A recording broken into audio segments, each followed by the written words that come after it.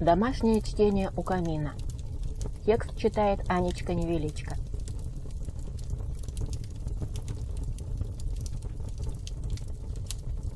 Юрий Никитин. Трое из леса. Часть 3, глава 7. Щеки Олега стали белыми, как мел, словно кровь уже вылилась на каменные плиты. Только ты сможешь принять под свою свет темную руку наше племя. Другому бы не покорились. Услышав о твоем могуществе, наши вожди послали нас пить челом и наречь тебя нашим верховным Каганом.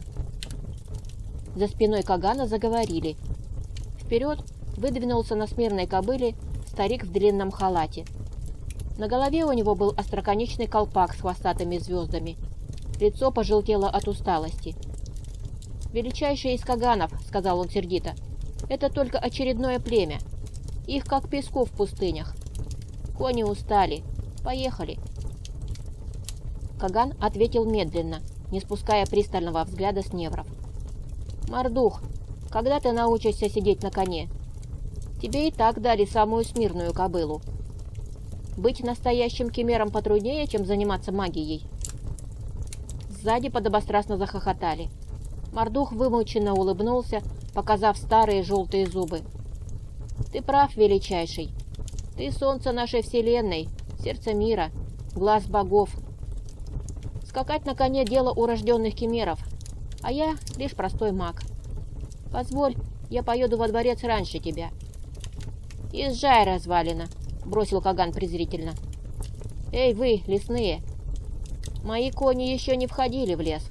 Там тесно и много болот. Моя слава достигла лесных племен?» Свита восторженно заорала, а старик в остроконечном колпаке, Мордух, поспешно ткнул лошаденку пятками в бока, проехал к воротам. Олег сказал горячо: «Все дрожат, заслышав твое имя. Мы, самое крупное и могучее племя дрягодуров, решили повергнуть своих богов к твоим стопам. Только самый сильный должен править миром. Самый сильный — ты». Каган поднял руку. Свита мгновенно умолкла. Каган заговорил медленно, тяжело роняя слова.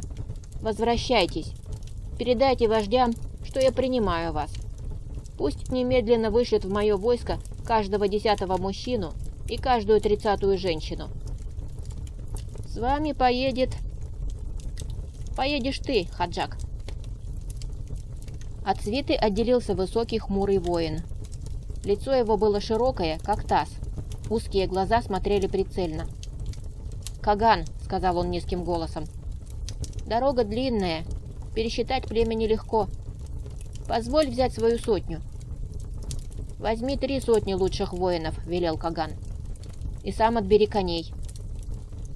Олег сказал поспешно: «Великий и мудрый, вожди племени послали тебе в дар стада. Мы сдали его на бойню. И лучшего нашего певца. Нет, его мы на бойню не сдали. Он воспоет твои подвиги на празднике Великого Арея, а потом вернемся с твоим отрядом в наш лес». Свита молчала, смотрели на Кагана. Каган окинул взглядом невров.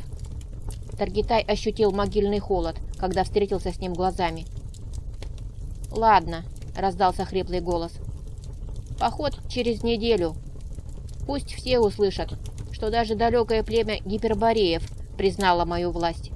Это поднимет боевой дух». Телохранитель по его знаку опустил оружие. Каган тронул коня. Вся свита пустила коней следом. Стражи торопливо распахнули ворота во всю ширь. Каган въехал вовнутрь, последний из свиты обернулся, крикнул: «Эй, лесные, ждите вон в том доме, там конюшня. Накормят, ха-ха, сеном. Когда надо, позовут».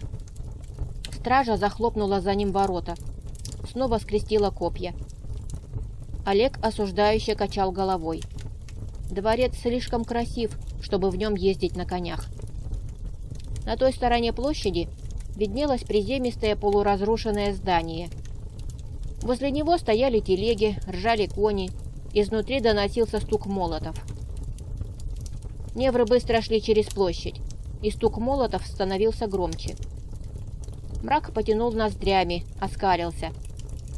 Таргитай, у которого с голоду обострялось чутье, уже корчился от аромата жареного мяса и горячей каши. Олег шел чуть позади, озабоченно щупал на груди обереги. Дом оказался длинный. 3 деревни невров уместились бы под его крышей. Из выбитых окон несло гарью. Из дверей и пролома в стене выносили связки пик. Невры осторожно зашли со стороны входа, остановились. «Медленно и не спеша», — повторил Мрак. В дальнем углу 2 полуголых кузнеца, подпоясав чресла кожаными передниками, остервенело лупили молотами по широкой наковальне. Подручный едва удерживал в клещах пышущую искрами заготовку.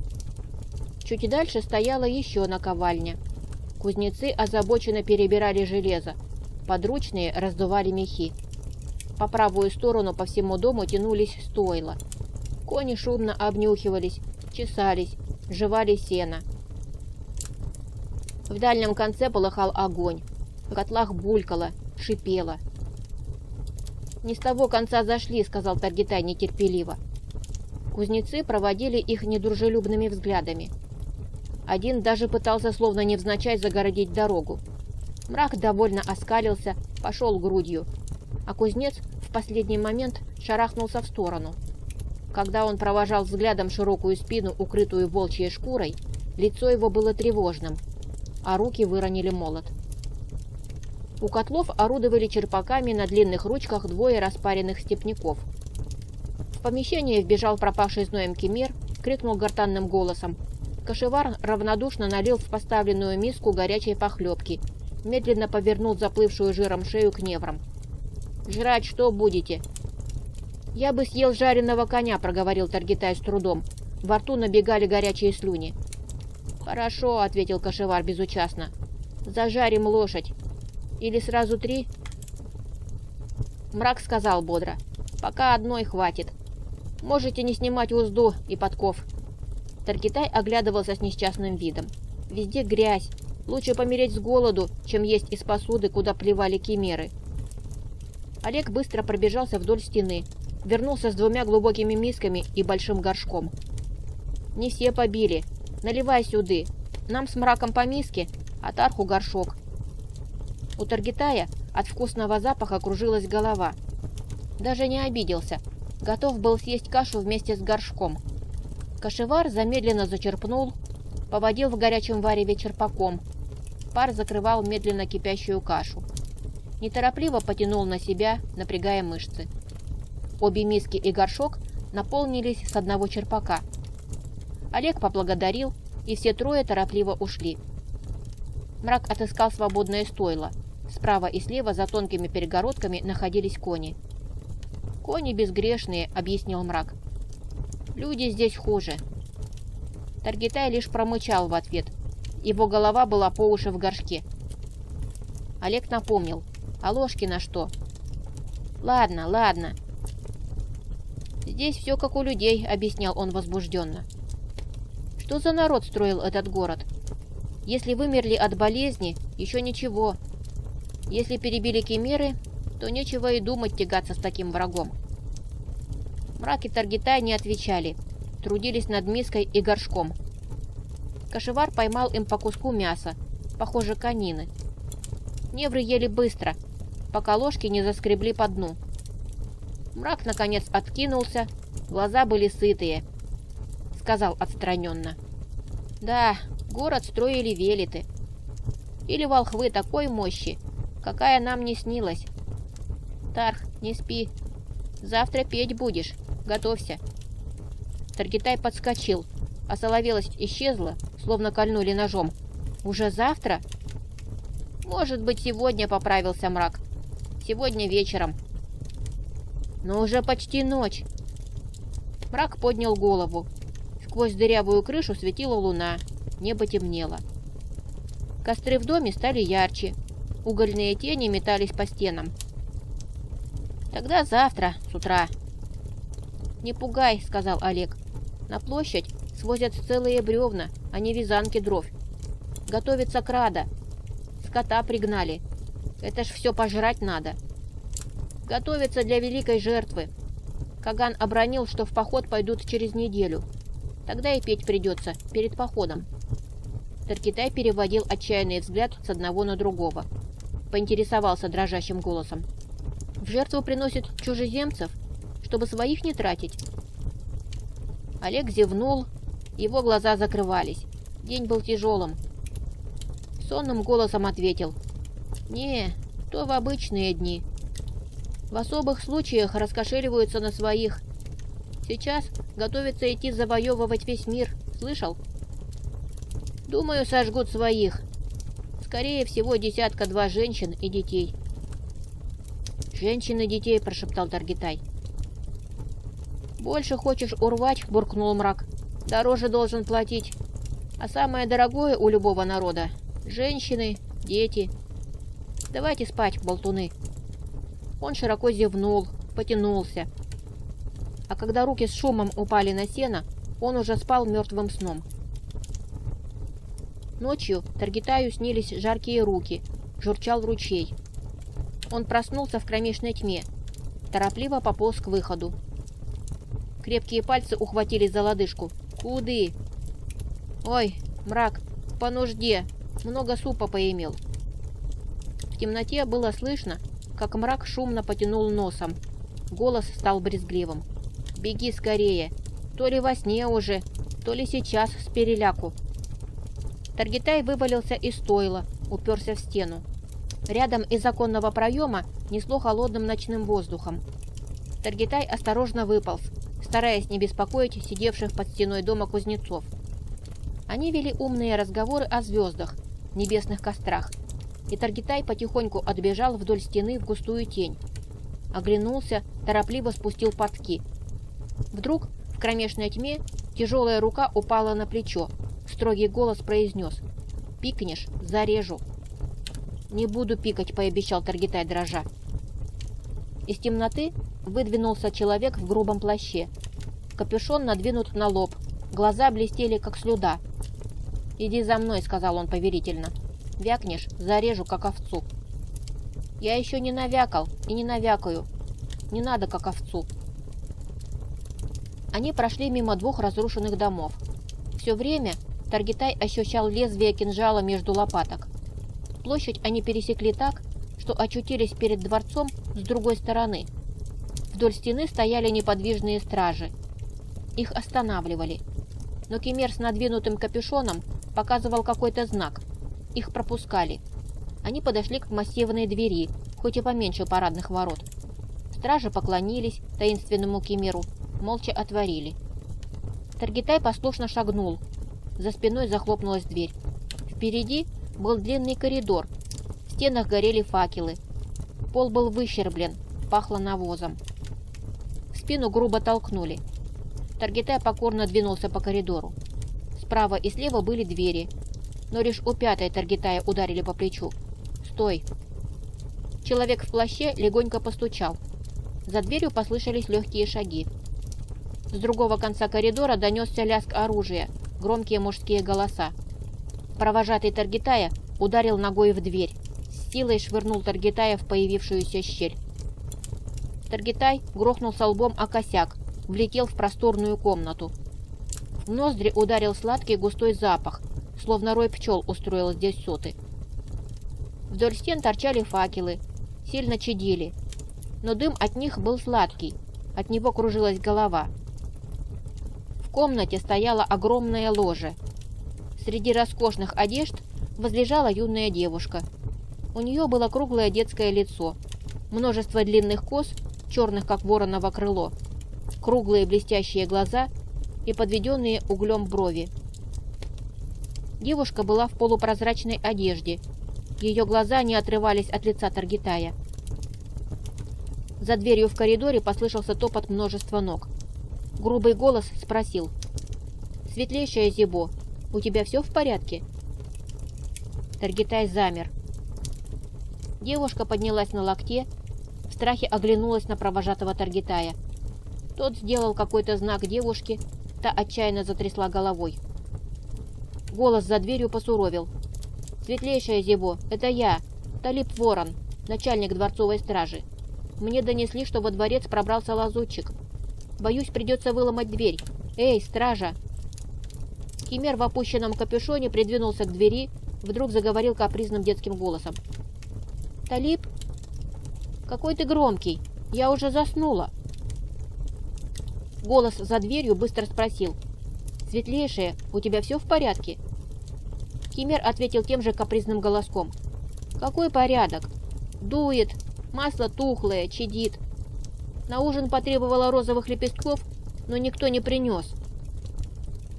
Я распну слуг на твоих дверях», — пообещал голос за дверью. «А пока продолжу обход. Вдруг лазутчик пробрался в самом деле». Шаги за дверью удалились. Провожатый Таргитая сплюнул на мраморный пол, резко повернулся к роскошному ложу. «Язык проглотила?» «Я все устраиваю по твоим капризам, так еще и выпутывайся». Девушка на ложе встала на колени. Ее маленькие кулачки были прижаты к груди. «Сестра», — сказала она тоненьким детским голосом, — «я слабая, трусливая, а с тобой редкий мужчина сравнится». Кемер сердито блеснул глазами, рывком стряхнул капюшон. Копна черных, как смоль, волос рухнула по спине. Это была рослая женщина в мужской одежде, широкая в плечах, с суровым и надменным лицом. На поясе из толстой кожи висел окинак и длинный нож, а ноги были в грубых сапогах. Подошвы были в навозе. Его запах странно смешивался со сладким ароматом. Таргитай смотрел ошалело. Она бросила резко. «Захлопни пасть, дурак. Меня зовут Зейнаб. Я не люблю песен, презираю мужчин, которые поют. Мужчина должен быть мужчиной». Она быстро пошла к двери. Шаги у нее были широкие, твердые. Девушка на ложе тревожно бросила вдогонку. «Зейнаб, когда вернешься?» «Утром», — отрезала Зейнаб. «Мой конь хромает, надо осмотреть копыта. А гепарда я сама кормлю». Она выскользнула, бросив на сестру и Таргитая взгляд, полный презрения. Служанка тут же задвинула дверь на 2 засова. Таргитай чувствовал, что от его ушей можно зажигать факелы. Он подошел к ложу. Девушка была так прекрасна, словно сюда, на землю, попала случайно. Ее место в Вирии, среди богов и героев. Медленно он опустился на колени. Девушка приподнялась на локте, тонкая ткань соскользнула с плеча, обнажив белую, как снег, кожу. Над духом Таргитая раздался нежный, как вздох утреннего ветерка, голос. «Певец из дальней страны. Меня зовут Зибо. Я дочь Кагана. У меня беспокойные сны. Я хочу, чтобы ты спел мне». «Все, что велишь», — ответил Таргитай прерывающимся голосом. «И даже больше». Зибо улыбалась. У нее были нежные щеки и яркие пухлые губы. «Не нужно ли тебе чего-либо от меня?» «Нет», — заверил ее Таргитай. «Моя свирель со мной». В ее огромных глазах промелькнуло странное выражение. Таргитай запоздало подумал, что надо было сказать про переполненный мочевой пузырь. В животе уже горячая тяжесть. Но, возможно, дочь Кагана имела в виду не его мочевой пузырь. Он нерешительно вытащил свирель. Служанки сели на пол у стены. Взгляды Таргитая и Зибо встретились. Его сердце затрепыхалось, как овечий хвост. «О чем спеть?» — спросил он внезапно охрипшим голосом. Она ответила мягким, удивленным голосом. «Песни бывают только о любви. Остальное разве песни?» Воздух плыл плотными, осязаемыми струями. От светильников шел пряный жар. Перед глазами подрагивал воздух. Таргитай чуть раздвинул колени, чтобы не сдавливать мочевой пузырь. Тихонько заиграл простую грустную мелодию. Служанки шептались, толкались локтями. Но когда Таргитай закончил играть, все застыли, как вырубленные из дерева столбики. В прекрасных глазах Зибо блестели слезы. Я не знала, что прекрасными могут быть даже грустные песни. Мне играли только веселые. Играй еще. Я хочу ощутить себя одинокой и печальной. Он переходил от одной песни к другой, от грустных к веселым, но те сразу иссякли. Он понял внезапно, что не сложил в изгнании веселых песен. Ведь горят дома, падают убитые, страдают даже прекраснейшие в мире девушки, ибо даже мощь Кагана не дает счастья. Силой можно все отнять, но нельзя ничего дать.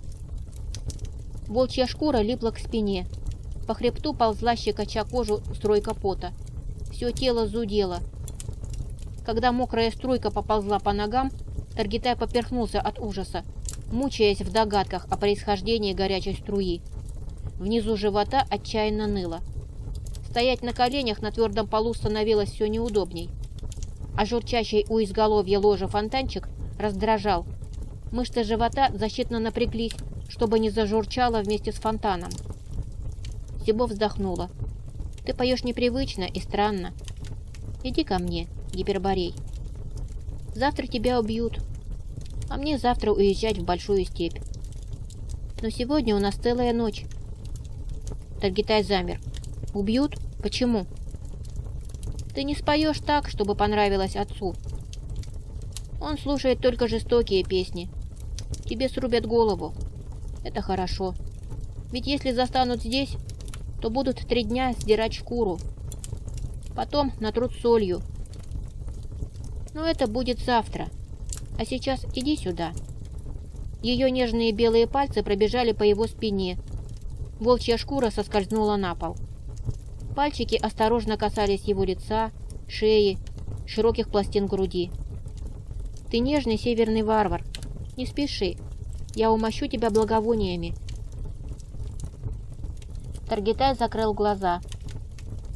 Благо, вони было столько, что секиру вешай, глаза ест. Маленькие детские руки поливали грудь маслом, шлепали чем-то мягким. Охнул, когда ее маленькие кулачки придавили низ живота. Она засмеялась тихим музыкальным смехом. Не спеши, нежный варвар». Он перевернулся на живот. Кулачки помяли плечи, спину, постучали по хребту. Между лопаток снова полилась жидкость. Таргитай стиснул зубы и закрыл глаза. Маленькие, но твердые ладошки втерли масло в его разогретое тело. Нежный голосок шепнул над ухом. «Что-нибудь еще?» Таргитай ответил хриплым от страстного желания голосом. «Да, нельзя ли остановить фонтан?» В ее голосе звучало удивление и едва сдерживаемый смех. «Можно? А зачем?» «Журчит». «А, да, он не так музыкально журчит, как мой голос. Но ты слишком строг к нему. Это простой фонтан.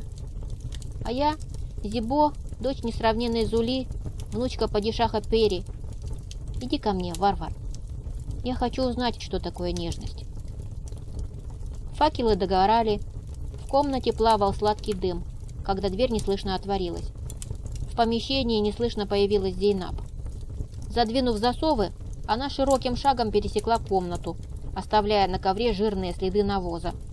Опустила на плечо Таргитая ладонь. Таргитай вздрогнул. Рука Зейнаб была в боевой рукавице. «Рассвет. Сейчас сюда придет отец». В полумраке среди подушек белело прекрасное лицо Зибо. Ее глаза за ночь стали еще глубже. Пухлые щеки побледнели и увяли, а губы, напротив, потемнели и распухли. Она со стоном разомкнула руки на шее Таргитая. «Почему сейчас не зима? Говорят, у вас в Гиперборее ночью по полгода. Иди, варвар, я заставлю служанок молить богов, чтобы отец зарезал тебя сразу». Таргитай соскользнул с постели, прикрывая стыд обеими ладонями. Зейнаб пинком бросила ему разбросанную по полу одежду. Таргитай кое-как оделся, чувствуя насмешливый взгляд Зейнаб. Она стояла, широко расставив ноги, поигрывала рукоятью акинака. От нее пахло свежим сеном и конским потом. «Быстрее!» — сказала она раздраженно. «Возишься, как червяк. Пойдем, выведу». «Спасибо, мрак», — пробормотал он. «Ой, прости, я хотел сказать царская дочь». Она прислушалась у двери, пережидая шаги. Чуть приоткрыла, сделала ему знак следовать. Быстро выскользнула в коридор. Там горели светильники. Таргитай увидел спины двух стражей. Свернули в один из залов. Зейнаб бежала впереди. Таргитай едва поспевал. Затем его качнуло. Он со стоном повалился на стену. «Не могу больше». Зейнаб оглянулась, крикнула свистящим шепотом. «Быстрее, дурак! Нас могут увидеть! Тогда тебя никто не спасет!» «Мне уже все равно», – прошептал Таргитай. «Зейнаб, где можно облегчиться? У меня уже выплескивается из ушей». Он замер от стыда. Но небо не обрушилось с грохотом. Вместо этого услышал недоумевающий голос. «Где? Да везде! Странные люди живут в лесу. Не жмись! Отвернись хотя бы!» Зейнаб фыркнула пренебрежительно, отвернулась. Тут же что-то вспомнила, повернулась всем телом, ухватила Таргитая за локоть. «Правда, что в Гиперборее с неба падают крупные белые перья? Ты видел, как дерутся грифоны и аримаспы?» Таргитай стоял, упершись лбом в стену. Под ним растекалась горячая лужа, бежала по коридору. Зейнаб нетерпеливо похлопала его по плечу. «Поторапливайся!» «Так как дерутся грифоны и аримаспы?» Она переступила, пропуская ручей, что резво побежал по коридору. Ее глаза смотрели выжидательно. Таргитай шевельнул распухшими губами. В измученное тело возвращалась жизнь. «Не зрел. Грифонов видел, а вот аримаспов...» «Грифона и я видела», — сказала она недовольно. «Подумаешь, я даже аримаспов встречала. На одном берегу охотились. А вот как они сражаются? Какие у них боевые приемы?» Она снова переступила, раздвинула ноги. Ручей превратился в ревущую реку. Таргитай шумно перевел дыхание. На бледные щеки вернулся румянец. «А Семаргла не видел?» – настойчиво допытывалась она. Таргитай отклеился от стены, посмотрел на Зейнаб. Ей было лет 30. Но, судя по обручу на лбу, она была одинока. «Лошадиное лицо», — сказал себе Таргитай. «Правда, лошадь обиделась бы, возразила бы верблюжье. Зубы у нее были крупные, как у коня. И глаза, как у коня. Крупные, карие. Действительно очень красивые». «Я видел Семаргла», — ответил Таргитай. «Сказочный зверь. Красивее боги ничего придумать не сумели. Разве что ты. Вы с Семарглом просто тютелька в тютельку. Но ведь боги тебя создали для себя, а Семаргла для всех. Семаргл – самый красивый и могучий зверь на земле. Как ты, самая красивая и воинственная в Вирии». Она прислушалась, втолкнула его в маленькую комнату. Закрыв дверь, выждала, пока мимо протопает стража. Затем только буркнула: «Дурень, что ты мелешь? Я на земле, причем здесь Вирий?» «Боги тебя создавали для Вирия», — возразил Таргитай. «Это по недосмотру ты попала сюда, на землю, к нам, простым людям. А вообще-то твое место среди богов и героев». Она вытащила его в коридор. Пробежали до последней двери. Зейнаб положила ладонь на большой засов. Глаза ее нерешительно остановились на лице Таргитая. «Никогда не слыхала таких речей. Говори еще». «Нет, здесь увидят. Отец, конечно же, отпустит тебя, но сперва привяжет за ноги к 2 диким коням. Ладно, иди. Я сама позову тебя». Она быстренько отперла дверь, выглянула, вытолкнула Таргитая. Он едва не упал, ослепленный утренним солнцем. Сзади с лязгом задвинулся засов. Таргитай тяжело тащился через площадь, когда заметил бегущих навстречу Мрака и Олега. Олег без лишних слов подставил плечо, а Мрак зло рявкнул: «Долго же ты писал! Представляю, какую лужу! Боги, что с тобой сделали?» Они бегом протащили его через площадь к дому конюшни. Таргитай слабо сопротивлялся, но его раздели, уложили на сено. Мрак присвистнул: «Что у тебя со спиной?» «Как будто зверь когтями драл». «Олег, с него начали шкуру снимать?» Олег радостно вытаскивал из мешка лечебные листья, настойки. Таргитай пробовал отстраниться. Мрак гаркнул: «Цыц! Хозяин знает, что кобыле робить. Олег, полыни ему, а то в нем еле душа держится. Таргитай проглотил горький отвар, застонал. Больше не могу. Умру, мне бы поесть. Полынь, гордо сказал Олег. Любой есть захочет. Мрак принес мясо. Таргитай жадно хватал куски, почти не разжевывал. Я узнал о мече. Он говорил с набитым ртом, давился, но все равно перед их глазами сразу стала картина дикой степи, скачущих всадников, застонала земля под копытами. Таргитай умел подбирать слова.